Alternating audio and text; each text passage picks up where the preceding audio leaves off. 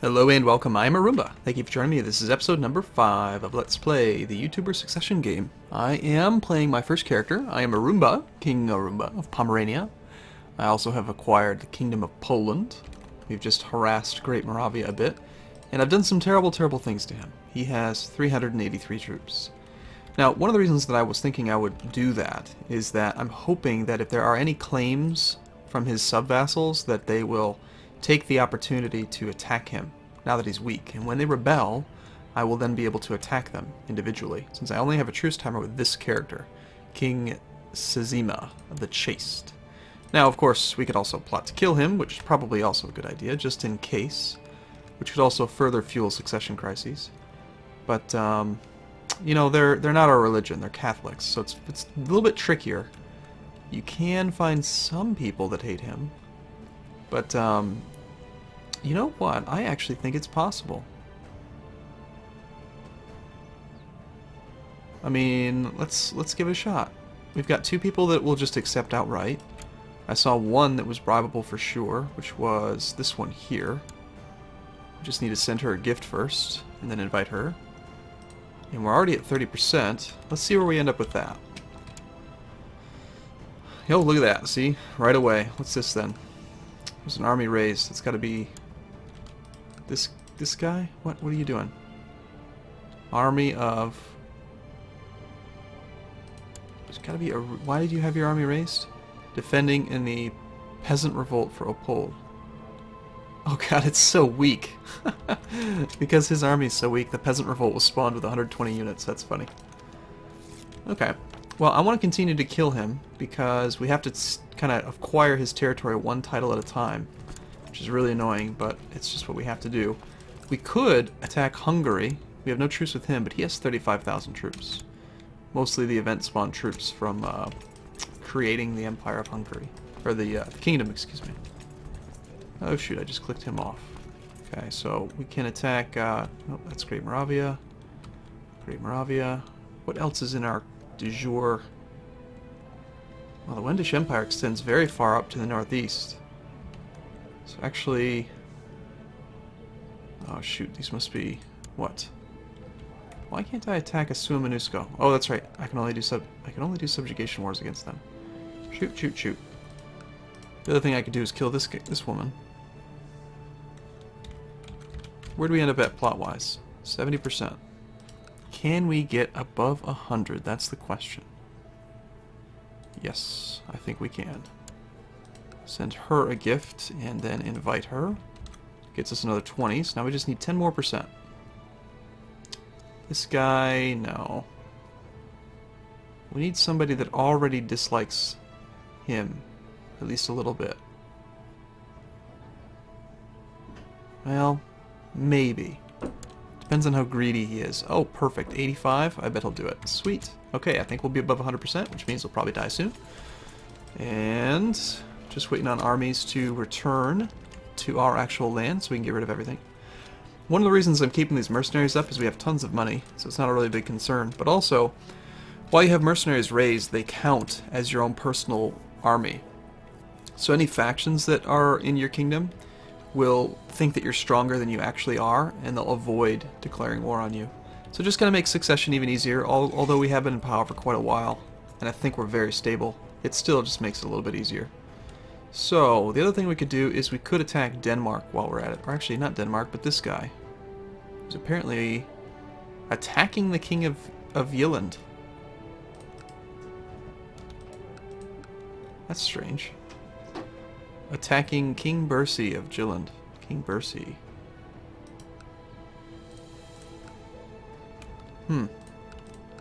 Alright, well, if you're gonna attack somebody, then that's an opportunity for me to siege you.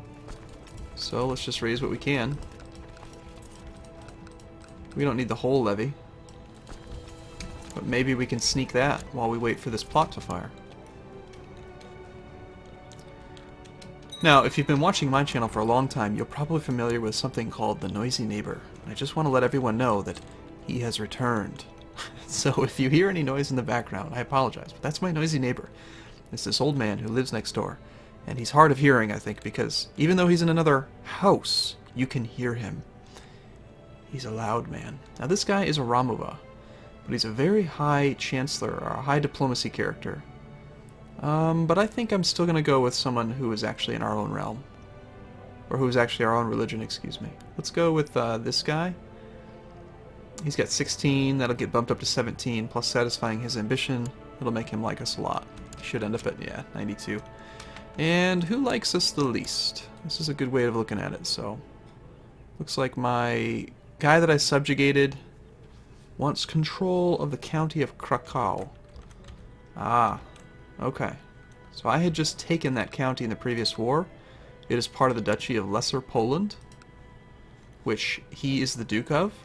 So because I'm keeping it as my own, that ends up putting a strain on a relationship. He has minus 25 extra because he wants control of it. So if I just transfer that title to him, Krakow, and let that guy become his vassal, that would be fine with me. And that will also give him, what ends up happening now is he likes me by, the 25 penalty is gone, and actually a 20% increase. The vassal transfer modifier gets applied. So now he likes us just fine again, so he's not a concern. But who else do we need to concern ourselves with? This girl. So let's work on opinion with her now. And as soon as we get about 1,000 men here, I'm going to advance forward and do that whole deal. Oh, and there goes our war already. Never mind. Apparently Slevsig has surrendered. War somehow got changed, so we'll just declare war on that one instead. Whatever. Continue to rally that way. And something I wanted to do, now that we actually have 110 holdings in our realm, I'm guessing that we actually have enough room for quite a few retinue. Yeah, check that out. That's not bad at all.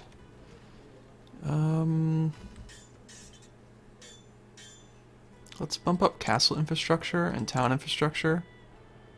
Military organization, we already have at level 2. Let's go ahead and pick up some retinue. Now we have the ability to get the Hussar retinue. The Hussars are a very, very powerful light cavalry retinue that I believe they have plus 60% increased defense. We can also apparently raise 18 ships now, so that's nice. Let's see, what is our cultural building? Yeah, the Hussar train. Yep, that confirms it. Yep, it's plus 60% increased cavalry, light cavalry defense. I do like light cavalry for pursuit, but the problem is that those light cavalry retinues, they cost 1,000 retinue cap and they only give 500 men. Whereas the skirmish retinue here gives 500 men for less money for only 600 retinue cap. So you can get a lot more men from this smaller skirmish retinue. But I'm going to be historic. We'll go with a couple hussars. Let's get 3 of them. This is our cultural retinue. We might as well use it. Or actually, I think it's our religious-based retinue. But still, that'll give us 1,500 standing troops, almost as many as the mercenaries we've been toting around. And that'll be nice. Tobias has let everyone know about my plot to kill King Sazima during a drunken stupor at the local tavern. Interesting, he's not even a drunk. I'm surprised he did that.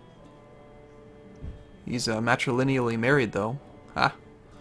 My reputation's ruined, so the king knows that I'm trying to kill him. Ironically, the plot doesn't go away. Like, he knows I'm trying to kill him, but just gonna keep on trying. Now, I don't think I'm gonna spend any effort trying to get more people involved, because I don't think we're gonna get above 200%. Oh, we could be going on a hunt right now. Okay, well, as soon as these men get here, I'm going to assault. I want to go on a hunt, because I'd really like to get rid of that slothful trait. No, you can't be my chancellor, because you're the wrong religion. That is my answer. Don't bother me about it again. Okay, we have 10 times the number of defenders, so I do feel comfortable assaulting. Not to mention about half of this army is mercenaries, so it's okay to kind of beat them up a bit. And this ratio not quite as good, but I'm really eager to. Oh shoot, we've already missed the window, so we're not going to be able to do a hunt this year. But that's okay. Interesting. Being charitable is about loving other human beings and forgiving them the trespasses they do to us. Talk to a courtier. Okay. So High Chief P.S. the Careless has declared the greater Polish conquest of Lower Silesia on King Szymon the Chaste. So, my vassal, the guy that I subjugated, the King of Poland, is actually attacking my enemy in his own conquest of that land, which is perfect. That'll make us... It's going to increase the size of our empire, and he'll have a separate truce timer. So, I'm actually really happy that he's doing that. I love having ambitious vassals. Personally. A lot of people are really afraid of having a character who has the ambitious trait because of the opinion penalty. He has apparently lost... He was content a video or two ago, but he's lost content, which is one of the reasons why his opinion of us has gone down. Have we sent him a gift? I think I did. Yeah, it costs more now. We'll make him a cupbearer, and I'll hopefully remember to improve relations with him. I like ambitious vassals, because they expand for me. They just make it easier. So we've acquired this territory now. And we'll go ahead and search for men who are not in prison. Any marriage is fine. Not currently a ruler, yes culture, yes religion, and yes adults. Now, one thing I like to just mention is that when it says my religion, yes, unfortunately it's going to lump all brands of Slavic in there. So we're going to get things like any heresies. It's actually my religion group and my culture group. That's why, even though I'm saying yes my culture, and I'm Pomeranian, we're going to find some Polish people in here. Because Polish is the same group as ours. We are considered to be West Slavic. And so is Polish. So unfortunately it's kind of a misnomer when it says my culture, my religion. It's actually my culture group, my religious group. But we'll search realm. A lot of people want to get married, but I'm not going to mess with them. This guy could be a brand new fantastic guy for us. So yes, let's give him the County of Schleswig. And he wants to become Chancellor. He's already got 25. Let's go ahead and make him into our Chancellor. And let's actually send him on his first mission to go improve relations with this former King of Poland. And we will disband everything except for the retinue, since we're still in our territory. We still have lots of money, so I'm really not worried about... you know, we'll just keep those mercenaries belong to us now. It'd be nice if we could vassalize them. Now that guy was independent, so we can actually attack Denmark now too, in the conquest of Finn or Jylland, which, yeah, look at that. Jylland makes 42 gold a year. Let's do it. How much power do you have, Denmark? 1,200? I think we can handle that. Let's take Jylland, or Jylland, however you'd pronounce it. And even though I'm already pissing my vassals off for raising their levies, I don't care. One of them, man, Chief Lessig of whatever, has at -30. A bunch of them are at -30. But your men are my men. That's just how it works.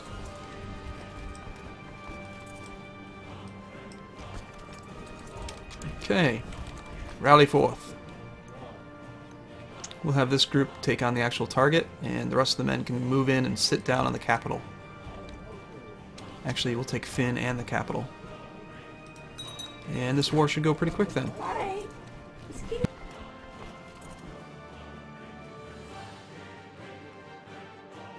Sorry about that.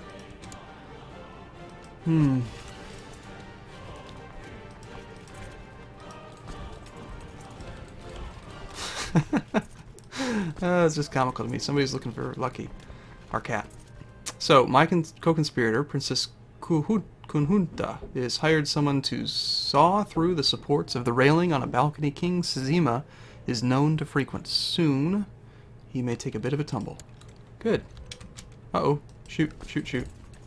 You're not supposed to actually cross into Finn yet. Suicidal people. Okay, yeah, let's take care of that army. I don't want to deal with this army later, so we'll deal with it now.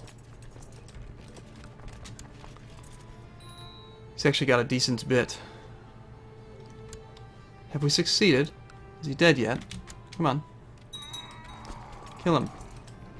We've succeeded. Fantastic. So, Szymon has fallen to the ground like a piece of rotten fruit when the balcony railing gave way. That's too bad. Now who's in charge? A 1-year-old boy. Ah, that means we have no truce timer. We can attack him again. Unfortunately, it didn't coincide with my King of Poland, former King of Poland's. Actually, he did it. Oh, he just died. Chief Piast the Careless is dead. His son has now inherited, and he's going to still desire the kingdom. But his claim is now a weak claim instead of a strong claim. So that's good. Plus he's content. Let's go ahead and give him some of those titles that his father had. And we'll send him a gift too, just to get him up there right away. And I should probably move that guy at some point.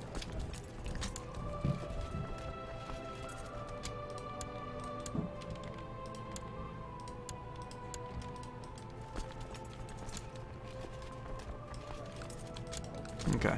I'm going to put this army on the capital to kind of blockade him from getting to Jilland, unless he uses ships, and then we'll send the rest of these men up there to actually siege it.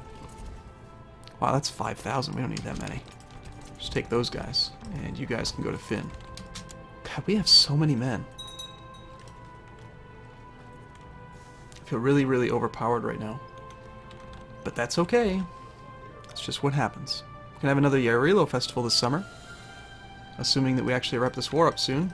Although I'm probably going to attack the next guy, because we need to expand.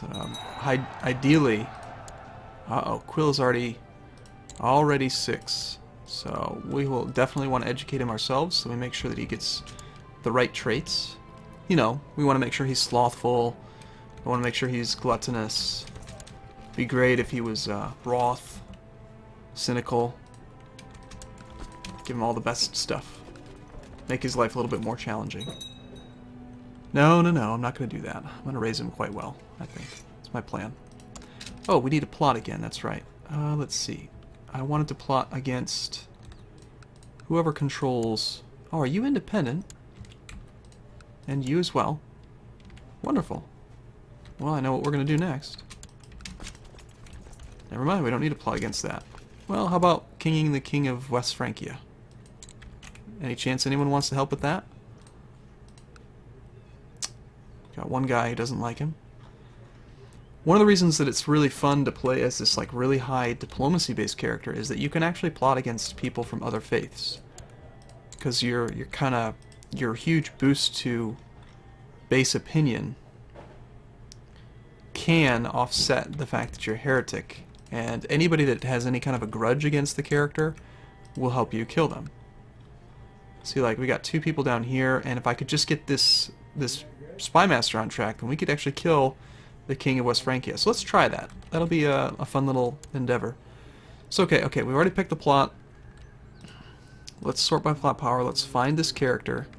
He lives in this county, so if I send my chancellor to sow dissent in that county, hopefully he'll target that count and make him like his liege less, which will help us to plot against him. So the other thing we can do is he does have all these political concerns, but we'll send him a gift anyway. And yeah, he's still quite a ways off, but it's possible with a couple of those events from the chancellor. Look at that, there's 4 or 5 people that want this king dead. That would cause a lot of instability. Actually, it wouldn't. It would actually give all of West Francia and Aquitaine to Lotharingia and Burgundy. So we'd actually be making this guy even stronger. Never mind, that's a bad idea. I don't want to do that. Oh well, but maybe... Well, hold on. Is his wife pregnant? He's had 2 daughters, that's why. Let's put her as special interest, and hopefully we'll find out that he's got a kid. So, okay, I'm going to take a break here. I'll see you again in the next video. Thanks for watching. See you soon.